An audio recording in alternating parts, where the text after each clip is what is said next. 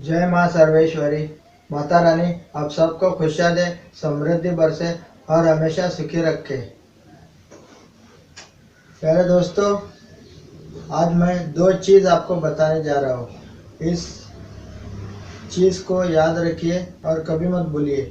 सबसे पहली बात, अगर ज़िंदगी में आपको कभी कोई भी तकलीफ़ हो, किसी भी तरह के दुख हो, जैसे कि पति पत्नी के सुख से वंचित होना या उन दोनों के बीच में अनबन रहना, बच्चों के सुख में कमियां रहना, अड़ोस पड़ोस में क्लेश वगैरह रहना, या आपके सगे संबंधियों से कुछ अनबन होना, उनसे झगड़ा होना, या फिर घर बनाने में दिक्कत आना, या फिर शादी के योग वगैरह नहीं बनना, या फिर भाई बहन के साथ खराबियां निकल के आना, या फिर प्रॉपर्टी से संबंधित कोई दिक्कत रहना, पड़ोसियों से खराबियां निकल के आना, इस तरह के कोई भी योग अगर निकल के आते हैं, या फिर आपके शरीर में कुछ ताकत ही रहना, आए दिन कोई ना कोई बीमारी लगे ही रहना, या फिर आपके माता को कोई बड़े दुख मिलना, या आपके पिताजी से संबंध खराब होना, या फिर आपके दादा के सुख में कुछ ना कुछ कमियां निकल के आना, इस तरह के अगर कोई भी योग निकल के आते हैं तो आप तुरंत अपनी कुंडली लेकर के किसी ऐसे ज्योतिष को बताइए जिसे उसका ज्ञान हो। उसे अपनी कुंडली दिखाकर उसके जो भी उपाय निकलते हैं वो ले। अगर आपको लग रहा है कि आप पूरी दुनिया घूम कर आ गए, तांत्रिक साधु फकीर के चक्कर में पड़ गए, यहाँ तक कि भगवान में विश्वास कम हो गया, या फिर मंदिर में जाकर सारे उपाय वगैरह कर ले, फिर भी आपको उससे निजात नहीं मिल रही है, तो कुंडली में उस चीज़ के लिए बहुत बड़ी वाक्या लिखी है, यानी कि आपके सारे दुख वगैरह कुंडली से निकल सकते हैं। कुंडली के उपाय मात्र से आपको जिंदगी के अंदर सुख मिल सकता है। तो कुंडली ज़रूर बताइए, तो अपनी कुंडली ज़रूर बताइए, और हमेशा अच्छे और जो भी बढ़िया ज्योतिष रहेगा उसके पास जाकर उस कुंडली को बताकर उसके जो भी उपाय निकलते हैं उस उपाय को कीजिए। फिर दूसरी बात, मेरे पास बहुत से लोग आते हैं जो कहते हैं कि उनकी शादी नहीं हो रही, तो मांगलिक योग के बारे में कुछ बताइए। तो मैं आज आपको मांगलिक योग के बारे में बताऊंगा, यानी कि मंगल कहाँ पे बैठ के, कौन से कुंडली के जो घर है वहाँ पे बैठ के मांगलिक योग निकल के आ जाता है, वो मैं आपको कुंडली के जरिए बताऊंगा। फिर इसके अलावा और एक मांगलिक योग आता है, शायद ही हम जैसे शायद दुनिया में और कोई एस्ट्रोलॉजर जानता होगा, सिर्फ लाल किताब के जो एस्ट्रोलॉजर है उन्हें ही पता है कि मांगलिक योग, दूसरा जो मांगलिक योग है वो कैसे निकल के आता है। जब भी चंद्र किसी घर में बैठ के मंगल पर दृष्टि डालेगा तो वहाँ पर भी मांगलिक योग निकल के आता है, तो वहाँ पे शादी में रोड़ा वगैरह आ जाता है। अगर मंगल कहीं से भी मांगलिक नहीं है, लेकिन चंद्र कहीं किसी घर में बैठ के आपके मंगल पर दृष्टि डाल रहा है कुंडली में, तो समझ लीजिए कि वो मांगलिक योग है। तो उस चंद्र और मंगल का उपाय करना बेइंतहा जरूरी है, वरना आपकी शादी में रोड़ा लगा ही रहेगा। ठीक उसी तरह से और एक योग निकल के आता है, जैसे कि छठे घर का राहु, अगर छठे घर में राहु बैठेगा तब भी शादी में कुछ ना कुछ रोड़ा वगैरह निकल के आता है, यानी कि उसकी शादी हो नहीं पाती है। तो मैं आपको कुंडली के जरिए बताऊंगा कि मांगलिक योग कैसे बनता है, फिर चंद्र कैसे मंगल पर दृष्टि डाल के मांगलिक योग बना के रखता है, फिर छठे घर में राहु कैसे बैठ के आपकी शादी में रोड़ा वगैरह डाल देता है। दूसरी बात यह है कि काल सर्प दोष, आखिर ये काल सर्प दोष होता क्या है। एक बात को मान लीजिए कि काल सर्प दोष है भी और नहीं भी, इसे कुंडली से जाना जाता है। अगर काल सर्प दोष हमेशा बुरा फल देता हो, लता मंगेशकर की कुंडली में भी काल सर्प दोष है, सचिन तेंदुलकर की कुंडली में भी काल सर्प दोष है, तो अगर सच में यह बुरा फल देते तो वो दोनों अपने जिंदगी में कभी तरक्की नहीं कर पाते। इसलिए काल सर्प दोष होता भी है और नहीं भी है।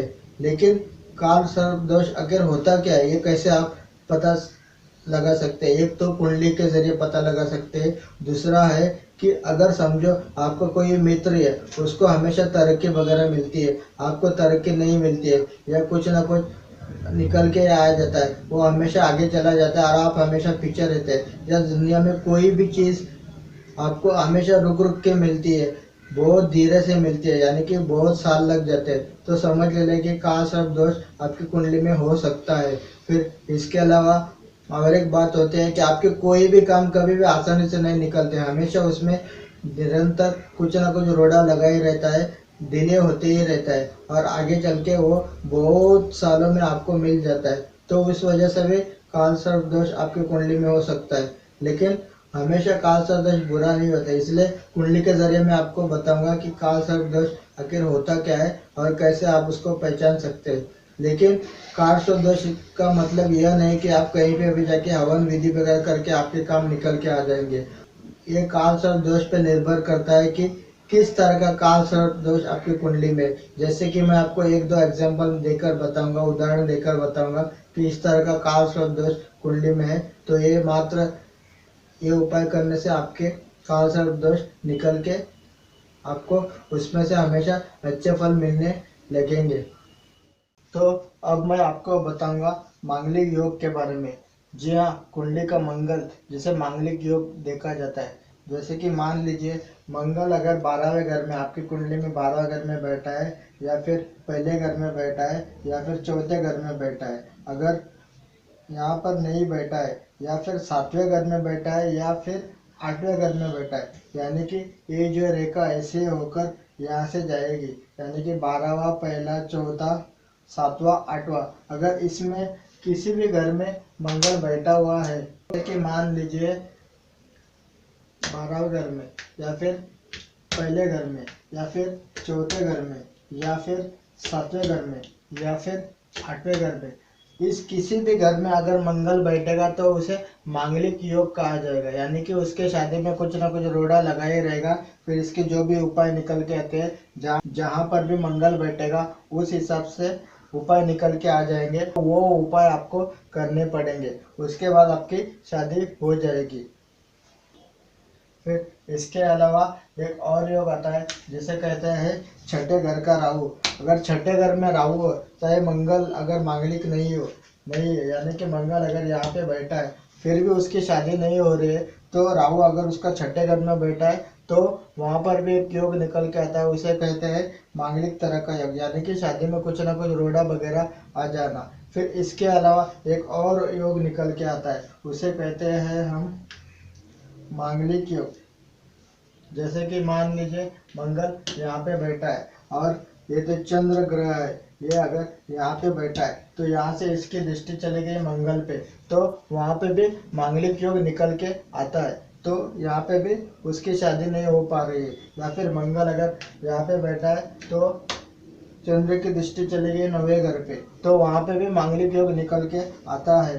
या फिर मंगल अगर मान लीजिए 10वें घर में बैठा है और चंद्र अगर चौथे घर में बैठा है, तो 7वीं दृष्टि मंगल चंद्र की, तो 7वीं दृष्टि चंद्र देव के मंगल पे, तो वहाँ पे भी मांगलिक योग निकल के आता है। अगर यहाँ पर भी उसकी शादी नहीं हो रही है तो इसके उपाय करना बेइंतहा जरूरी है।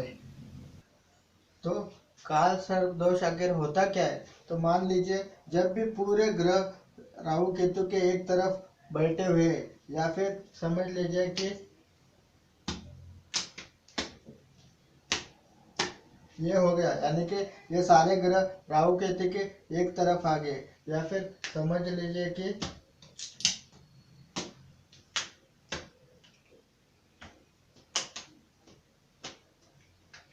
या फिर इस तरह का अगर योग है, ये सारे ग्रह राहु केतु के एक तरफ है, या फिर ये सारे ग्रह इस तरह पे क्यों ना हो, तो समझ लीजिए कि इसे काल सर्प दोष हम कहेंगे। इसके अलावा फिर अब मैं आपको और एक उदाहरण देकर बताऊंगा, तो इसे भी हम काल सर्प दोष कहेंगे। यानी कि राहु केतु अकेला एक लाइन में बैठा है, फिर उसके एक तरफ सारे ग्रह बैठे, लेकिन अगर राहु केतु के साथ कोई भी ग्रह बैठा हुआ है तो उसे काल सर्प दोष कभी नहीं मानेंगे। चाहे वो ऐसे रहने दो, इस तरह से होने दो, या फिर कोई और ग्रह यहाँ पे आके, या फिर कोई और ग्रह यहाँ पे आके ऐसे बैठा है, यानी कि राहु केतु के साथ अगर कोई भी ग्रह बैठा है तो वो काल सर्प दोष नहीं होगा। अगर राहु केतु अकेले बैठे हुए हैं तो एक तरफ है, तो उसे काल सर्प दोष हम कहेंगे। इस बात को कभी मत भूलिएगा। तो इस तरह से काल सर्प दोष देखा जाता है। और यहाँ पे एक बात मैं बता दूं कि यहाँ पे हवन वगैरह पूजा पाठ वगैरह करने से, मंदिर में पूजा पाठ वगैरह जाकर करने से, घर में कोई बड़े हवन डालने से आपके काल सर्प दोष नहीं निकलेंगे। तो अलग अलग काल सर्प दोष के लिए अलग अलग उपाय निकल के आते हैं। जिस तरह का काल सर्प दोष रहेगा उस तरह के उपाय आपको मिलेंगे।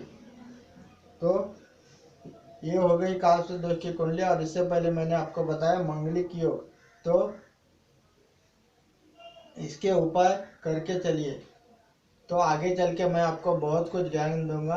ये छोटे छोटे ज्ञान आपको आगे चल के बहुत फायदेमंद रहेंगे, क्योंकि पूरी दुनिया इस कुंडली पे निर्भर रहती है। आपका जो भी जीवन चलता है वो सारी कुंडली पर ही चलता है।